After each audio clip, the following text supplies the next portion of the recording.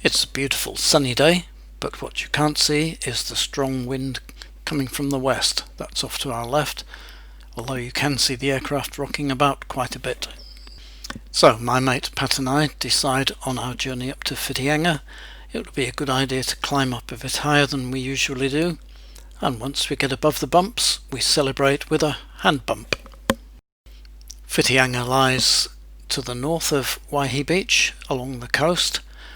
On the way there we pass Pauanui, somewhere we often drop into, and approach the airport at Whitianga over Mercury Bay. We come over the top to have a look at the windsocks and round and down onto the runway. This is a place where people like to live really close to the airport in houses with hangars underneath. We taxi off the runway and join the aircraft already in the parking area and wonder how we're going to meet the people we're supposed to be meeting. Turns out to be not much of a problem, because Pat soon runs into his mate Keith, who has recently bought this beautiful aeroplane. It's an American biplane made by Waco, and the good news for us is that Keith is going to take his friend out for a flight. They wheel it out of the hangar, turn it round on the hangar taxiway, climb on board, start up and taxi out, ready to fly away. I hope you enjoyed the sound of that throaty radial engine. The aircraft does make a beautiful noise as it flies by, but you'll have to take my word for that, because the wind whipping over the camera was making a lot of noise all of its own. Meanwhile, back in the hangars, this is what Pat has come to see.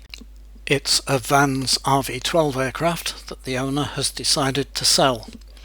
Pat is getting interested, and I expect we may see some more of this in due course.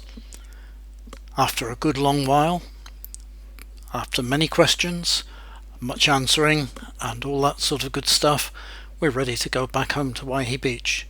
Our track takes us over the estuary, then out once again to Mercury Bay and past this place called Cook's Beach, and that gives us a clue as to why Mercury Bay and the local places get names from the wonderful Captain Cook, who thought this island resembled a slipper from some angles, so it's called Slipper Island. The town we're passing here is Whangamata, about halfway between Whitianga and Waihi Beach, and when we get back to Waihi Beach we find the wind is just as strong as ever.